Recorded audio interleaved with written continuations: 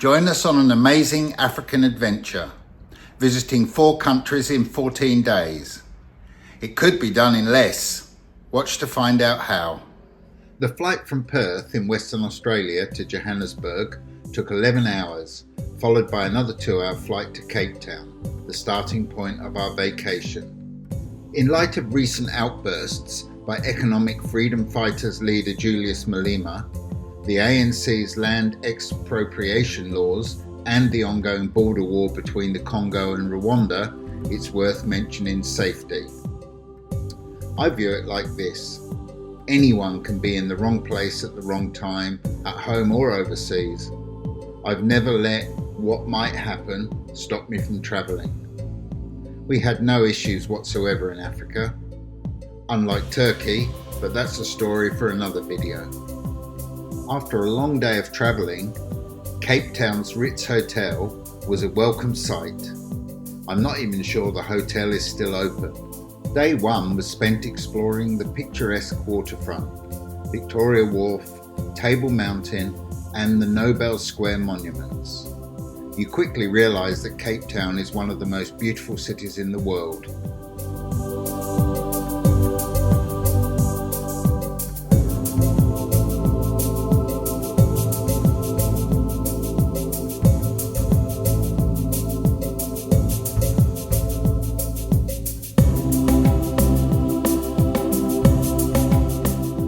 On day 2, we booked a tour to the Cape of Good Hope, somewhere I had always wanted to visit. After navigating baboons on the road, we arrived at the spectacular Hout Bay.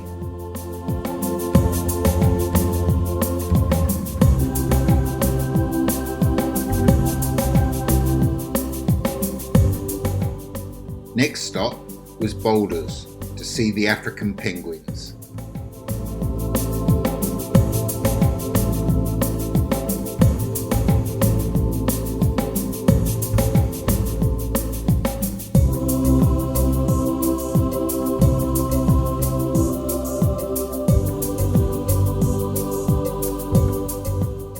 Cape Point is the southernmost point of the peninsula, where the cold Atlantic and warm Indian Oceans meet, sort of. They actually meet at Cape Agulhas.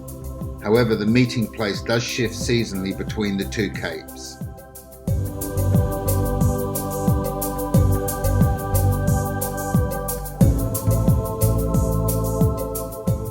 Later in the day, we walked along the coast to Victoria Wharf again, past the World Cup Stadium and the 2 Blue Head statue in Mooley Point Promenade. On day 3, we boarded the oldest plane I've ever flown in, bound for Zimbabwe. It's fair to say that recent history hasn't been kind to once thriving Rhodesia. However, Victoria Falls was every bit as magnificent as I imagined it would be. We then took a 1-hour flight from Harare to Victoria Falls Airport and its welcoming committee.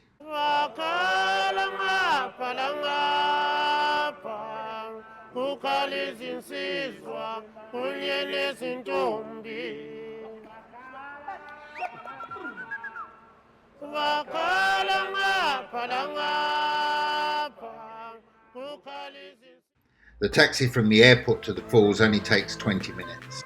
You hear the sound of thunder as soon as you get out of the taxi. It's a short walk through lush vegetation and abundant wildlife until you catch your first glimpse of this magnificent wonder of nature.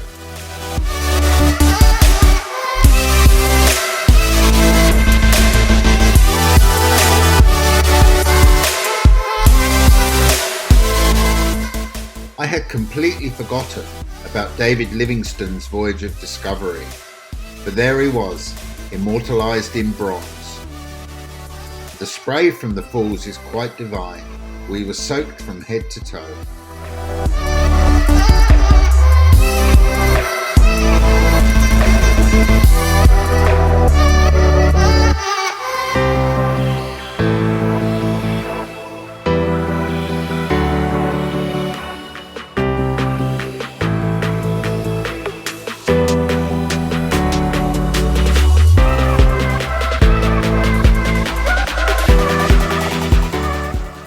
family of warthogs ran by while we were drinking our coffee.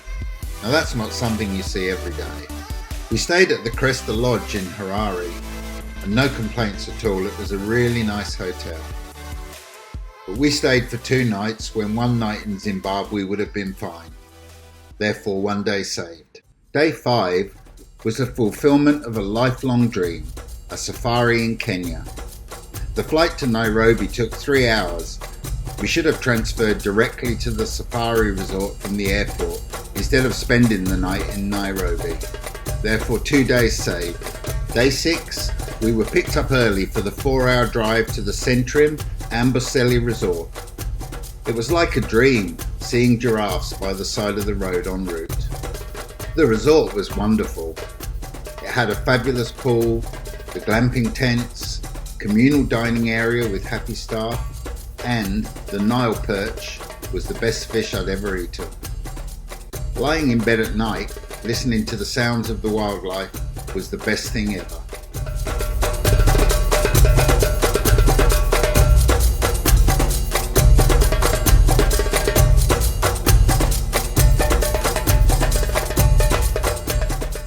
There are so many animals in Amboseli National Park. Our 2 safaris were incredible. We even got to see a lioness stalking her prey.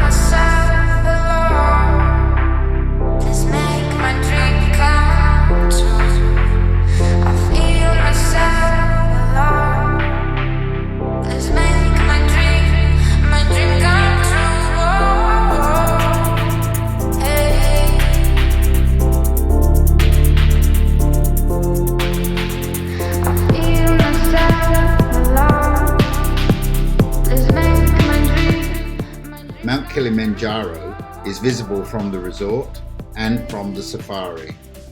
Another item ticked off the list. Nothing like a good sunset to finish off a perfect day. Day 8 began with an early drive back to Nairobi Airport to catch a flight to Rwanda for a date with the gorillas. We chose Rwanda in preference to the Congo because you can do a 1-day trek instead of a 4-day one. The park entry permit is now $1,500 US. Rwanda is a surprising place. Kigali, the capital, is really a sight for sore eyes after Nairobi and Harare. A hidden gem in the heart of Africa. During the 2-hour drive to Ruhengeri, you appreciate how spectacular the countryside is. We spent 3 nights in Rwanda, where 2 would have been plenty, therefore that's 3 days saved. Neither hotel was anything to write home about, but the Gorilla Volcanoes Hotel did have an excellent pool.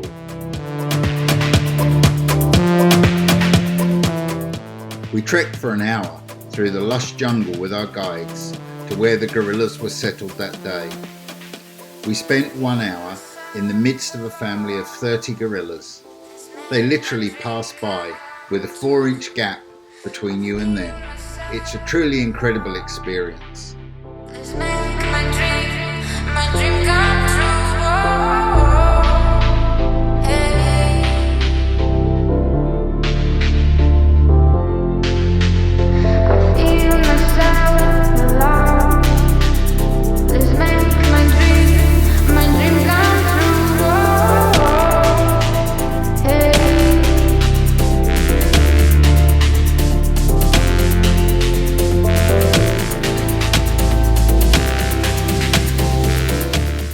On day 11, we flew back to Johannesburg in South Africa and checked into the Mercure Hotel, which was fine. It is seriously underwhelming after Cape Town. In hindsight, I would definitely scratch Johannesburg from my itinerary. Therefore, that's 4 days saved.